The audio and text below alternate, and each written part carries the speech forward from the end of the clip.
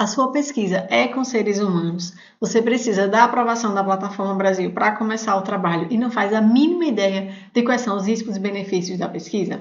Calma, PhD, eu vou te ajudar. Depois da vinheta, eu vou te explicar quais são os possíveis riscos e benefícios da sua pesquisa e principalmente o que você precisa fazer para conseguir aprovar esse projeto. Não saia daí.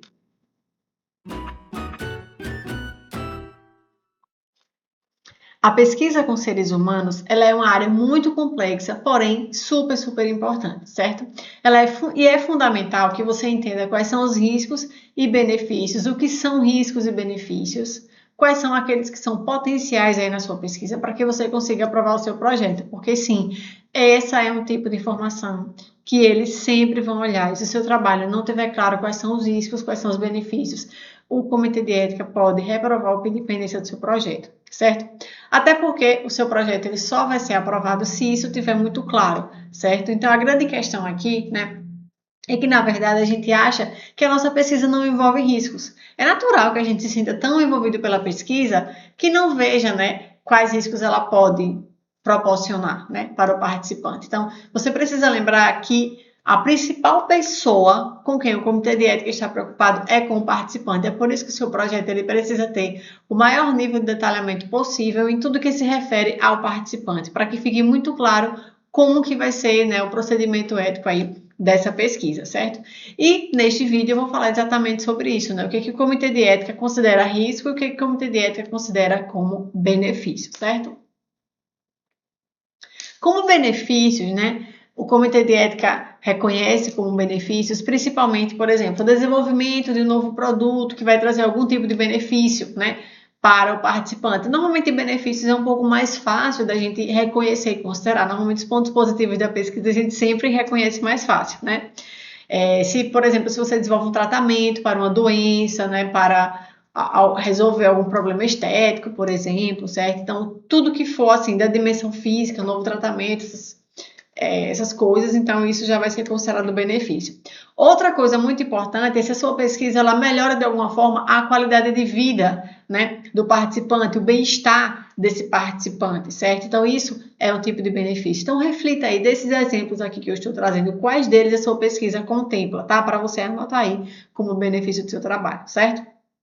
Outra coisa, se o seu trabalho ele tem uma abordagem, né, de prevenção de doenças, certo? Então, isso pode ser também um benefício, certo? Outra coisa, se ele promove o aumento do conhecimento sobre determinado assunto.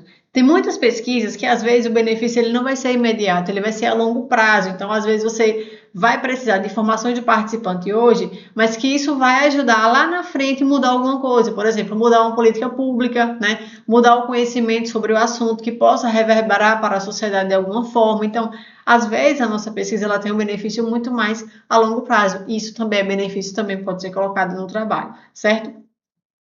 E dentre outros, né? Inclusive, você pode deixar aqui nos comentários quais são os benefícios que você acha que a sua pesquisa traz, que eu vou comentar cada um deles, certo? Em relação aos riscos, né, esse que é mais difícil da gente reconhecer. Será que a minha pesquisa envolve riscos ou não? Vai ter gente que vai dizer assim, a minha pesquisa é de questionário, a minha pesquisa é uma entrevista, não tem risco nenhum, eu só vou fazer perguntas, não tem problema nenhum. Mas o Comitê de Ética entende que toda pesquisa envolve riscos. Você vai ter que catar aí no seu projeto qual é o risco que ele tem, certo? Agora eu vou trazer aqui alguns exemplos para que você identifique aí no seu projeto se o seu projeto tem algum risco dessa natureza, certo?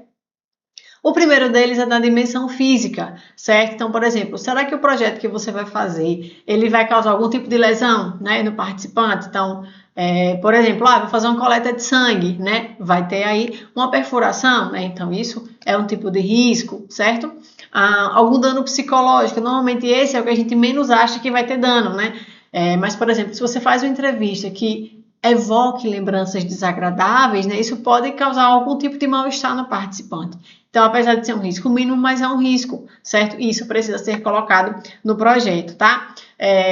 Às vezes você falar de algum tema, você fazer algum tipo de pergunta, né? Pode gerar algum processo ansiogênico ali no participante, né? Ou pode gerar algum tipo de estresse. Então, tudo isso também são riscos, certo? Outra coisa que a gente pode cometer, né, na pesquisa, algumas pesquisas, isso vai depender muito do teor da pesquisa, né? Pode trazer algum tipo de dano social, certo? Pode trazer algum teor de discriminação, algum teor de estigma, certo? Em relação àquela população-alvo. Então, pense aí na sua pesquisa. Quais desses tipos de riscos mais se aproximam, certo? Para que você deixe isso muito bem claro aí no seu trabalho. Além disso, quando a gente fala de riscos, a gente precisa deixar muito claro no projeto como que a gente vai minimizar esse risco, certo? Então, você não pode só elencar, os riscos são esses, já é difícil identificar os riscos, né? Você ainda precisa dizer como que você vai resolver caso alguma coisa dessas venha acontecer, como que você vai resolver isso. Tudo isso tem que estar planejado para que a sua pesquisa lá funcione, né, dentro dos princípios éticos, certo? Então, várias coisas podem ser feitas para você minimizar os riscos de uma pesquisa. Por exemplo, você pode anotar, né, no seu projeto que ele vai seguir um processo rigoroso de avaliação de riscos, né? Isso pode ser uma forma preventiva, né, de que esses riscos aconteçam. Você pode usar métodos de pesquisa seguros e eficazes, tá? Você pode escrever isso também. Outra coisa muito importante é em relação ao consentimento informado dos participantes. Se você deixa claro para o participante que essa pesquisa envolve riscos, mas que tais e tais medidas vão ser tomadas para minimizar esses riscos, o participante ele vai assinar aquele termo de consentimento livre e esclarecido, dizendo que ele entendeu, tá? O porquê dessa pesquisa ser realizada, ele entendeu o teor da pesquisa, ele entendeu em quais situações ele vai ser necessário na pesquisa e ele aceita livremente participar, ele está de acordo apesar dos riscos que a pesquisa oferece. Então, essa é uma forma também de você se resguardar e minimizar os riscos da pesquisa, é você deixar o participante a par, né? E isso é uma informação totalmente buscável pelo Comitê de Ética no TCLE. Se o seu TCLE não tiver isso, eles vão emitir pendência, certo? Outra questão importante, né, que inclusive é um risco, é de você expor o participante de alguma forma, né? Porque a gente sabe que, por exemplo, a pesquisa é física, então eu fiz questionários, coloquei o nome do participante, perdi os papéis, então se alguém achar esse papel, né? Isso é um risco de você expor a pessoa, né? Ou se você faz uma pesquisa online, pode acontecer do seu arquivo ser hackeado, né? E de você perder, né? De você expor os dados desse participante sem que tenha sido você, que tenha sido, né? Por uma ação desse tipo. Então, tudo isso pode acontecer. Nós não temos controle sobre tudo, tá? E tá tudo bem, desde que você justifique. O Comitê de Ética tem essa noção de que essas coisas podem acontecer. Então, quando você garante que você vai proteger a privacidade dos dados, né? Que a pesquisa, apesar de ser online, né? Vai ser feito o download da nuvem, armazenado em computador local por 5 anos, aos cuidados do orientador. Tudo isso é uma forma de você dizer que você está minimizando o risco, né, de alteração da privacidade dos participantes, certo? Então, assim, já aconteceu, por exemplo, né, de uma aluna, ela fazer uma pesquisa de questionário com ribeirinhos ali daquelas barragens que foram rompidas em Brumadinho, tá? E claro, né, uma situação extremamente triste, você perguntar para aquela população que sofreu tudo aquilo, né, qualquer coisa vai evocar uma lembrança muito triste. Então, o Comitê de Ética perguntou como que ela iria, né, lidar com esse risco de evocar essas memórias tão tristes e tão sofridas, tá? E aí a gente conversou, né, ela justificou que teria um profissional, né, da psicologia na equipe. E aí ela conseguiu falar com alguns profissionais, enfim. Então isso foi justificado e o projeto foi aceito. Então a gente precisa, né, você precisa ter ali, é como se fosse um plano de guerra, né, um plano de ação para que se alguma coisa der errado, como que você vai agir, certo? Então se algum risco, tá, ele vem acontecer, tá? Como que você vai agir para minimizar esse risco, para que o participante ele esteja sempre protegido? A máxima do Comitê de Ética é que o participante ele vai estar sempre protegido na sua pesquisa. É por isso que eles são taxados de chatinhos, mas na verdade é porque, né, a gente precisa mesmo garantir a proteção do participante. E agora eu quero saber de você, qual a sua dúvida sobre comitê de ética, sobre projeto de pesquisa? Manda aqui para mim, quem sabe eu posso gravar um vídeo como esse aí para te responder. Já imaginou que legal? Quero também te convidar a conhecer o Decola na Plataforma, que é o meu curso para aprovação do projeto de pesquisa no Comitê de Ética em até 30 dias.